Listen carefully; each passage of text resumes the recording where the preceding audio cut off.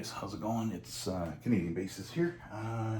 Don't usually do a lot of these, but today we're going to do some upgrading.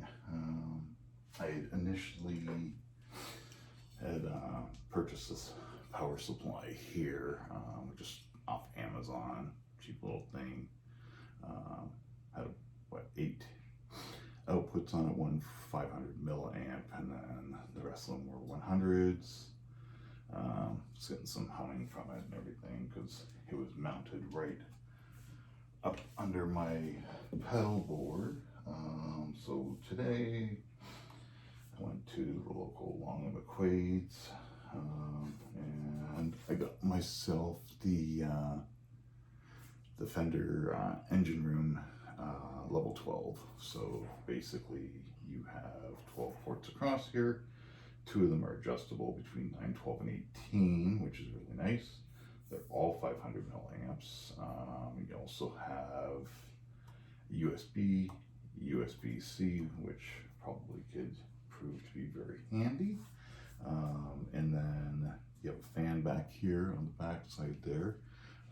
You also have a power out, so I'm assuming this would be if you need the daisy chain to one of the smaller units that they have. And then you have your power in. So the idea of this, and then the other thing too is I also want to, while I was there, and got the Crybaby bass wah, the white one. I was going to hold out for this other one, but obviously the way things are going, it's been pushed back again now. I believe it's March. So yeah, it's probably, I think it's going to get pushed back again even then. So I figured, well, for now, I'll use that one, and then down the road, I'll get the other Dunlop one that I want. So right now, I'm just going to kind of do this manually because I don't have anybody actually running a camera or anything for me. So currently right now on my board, I have a Peterson Stomp HD with a buffer. So I have that. I have my Dark Glass Hyper Terminal. That's my compression pedal. And then I have a Dark Glass Alpha Omega. This I run almost kind of a clean, but it's got a little bit of grit in it. And then from there, I run up to a Sansamp YYZ. That's the Geddy Lee pedal. This is for my more grittier, heavier distortion, if I need any of that. And then finally, I run to Electric Harmonics bass clone. So I'm gonna have to probably do a little bit of reorganizing on this board. Because the idea is I want to get this pedal here, hopefully on the board. The one thing I've been kind of going around debating, because I am a lefty, I'm sure most people know, left hand, left foot, right? So I'm just kind of debating how I want to go about doing this. I should be fine probably running it on this side. I'm going to stomp everything. As you see, I have all stomp toppers on these, so I'm just debating how I'm going to do this for 2 reasons. One, well, maybe it might work out. It might work out. I'll have to take a long enough to see how this works, but my thinking is, and I've got everything down here as well. So my thinking is to do something along this lines, maybe move my box up, just keep my picks and that in, or move it just over here to a little bit, and then I can get this up on the board. Yeah, like I said, I'm just kind of thinking out loud here, and then I just pull. It's got screws here for the rubber stops. I can just put them away in a bag. Velcro probably battery pack feels like it will sit right in between the rungs, so it won't get in my way. I can put a strip there, and a strip here, and that will keep it right on the board. And then I should be able to fit in the Peterson. Yep, the Peterson. Let me just make sure here. I'll just use my, just to make sure, and I keep these the flat ones. These are just Donner, but I will eventually upgrade them. I might have to bring it over a little bit, so I'm probably gonna have to move this over a bit. This might have to come over, so this bottom row is gonna have to shift a little bit, but all in all, yeah, it looks like it should fit no problem. I don't see any other issues with it. As you guys can see, it looks like it would sit in there, and then the idea with this is, just take this off here for now. The idea with this is flip this up sideways. So I hate Velcroing over stuff like this, because when you Velcro this stuff, I find that if you ever want to take this Velcro off, those tags, serial numbers, whatever, are gonna come off with it. There's no way around it, I find. If you know a way around it, please let me know. So what I'm gonna do is, because this should all stay, I'm gonna put it on this side here. And so I'm gonna probably put it in there so I can put a strip up in the top and then one down on the bottom side, which I believe that should be more than enough strength to hold that on there. If I put a full strip all the way from here to here, and same on this one, here to there, I should be in good shape. I'm even thinking maybe bring it to these two, so I can maybe fish my wires through. I have to look at the length of because I've seen some of them are fairly short. I don't know if it's different lengths in here. I haven't really gone through the bag and checked. So yeah, so that's where I'm at right now. So I'm gonna pause the video for now, and I don't want to bore you guys as I'm trying to do this. I'm gonna pause the video for now, and then once I've gotten some progress on it, I will unpause it and we'll take a look and see where I'm at. Okay, just an update here. So now I have the fender engine room mounted. I just ended up using some Velcro, two-way Velcro. It's not going anywhere. Like, this thing's on there solid. Not gonna go anywhere. So anyways, I put the power coming this way. I was looking at the cables. They got good length in them, so I'm gonna actually run them up and out, and then I'm gonna channel them down this way so they can go out to whatever, and then I'll just build a channel through there with them. Probably either using some zip ties, or I have some thin Velcro from network cabling. But yeah, I think this is the route I'm gonna go, and then I'll probably end up picking up some clamp things so I can just kind of hold that in place as well. I think I have some around here. I just have to take a look. One good thing is it's wood, so it should be, it's not like some of the metal ones where it's a little bit more trickier.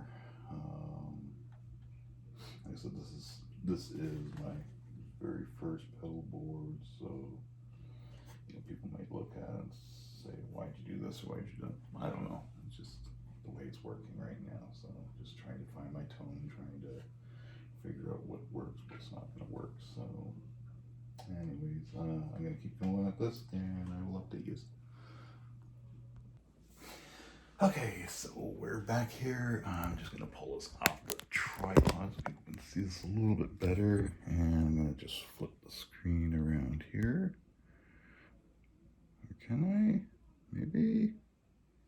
Nope, apparently I can't.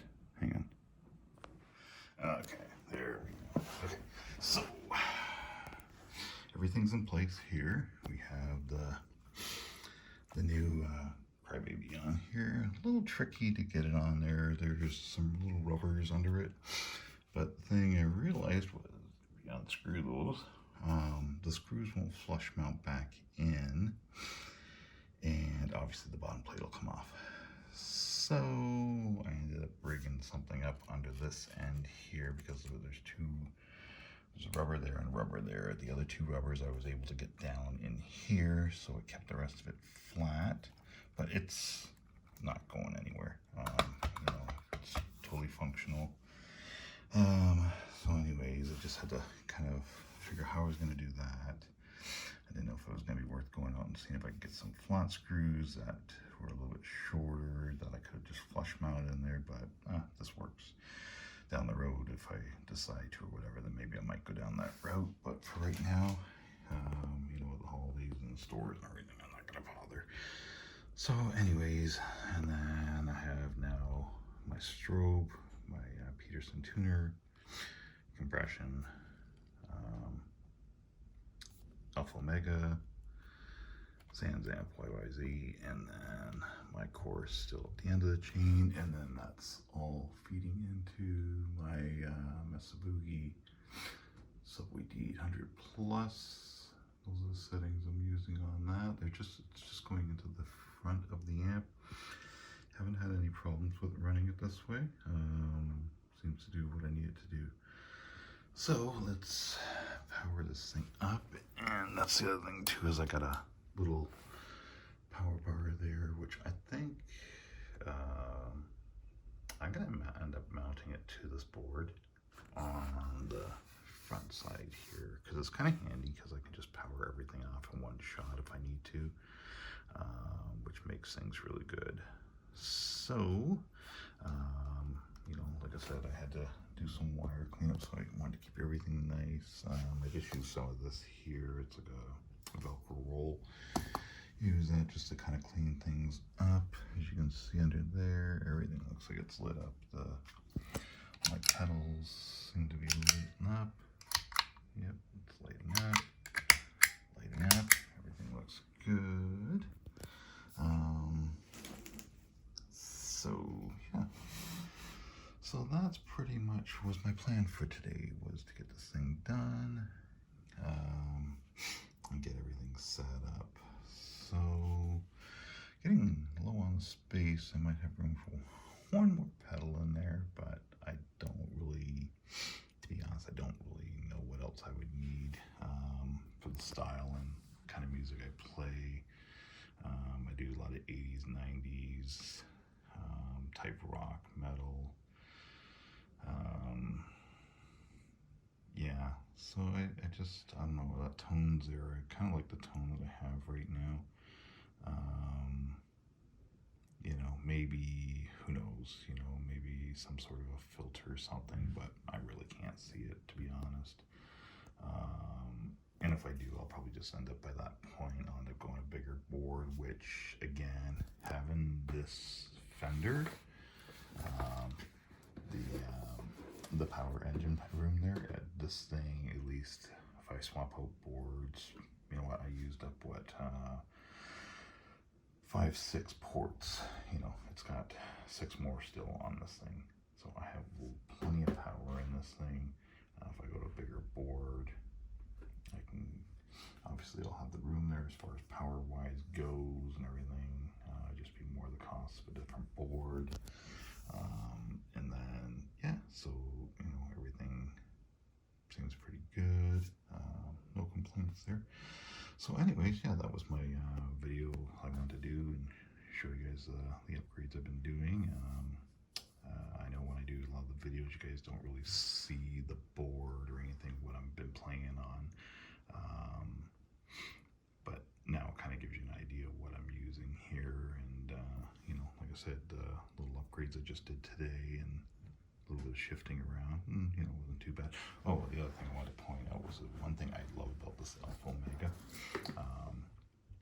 So a lot of my recording I do, I'll do a wet signal and a dry signal. So this cable here that's coming from the parallel, let me get it in there, sorry, the parallel out.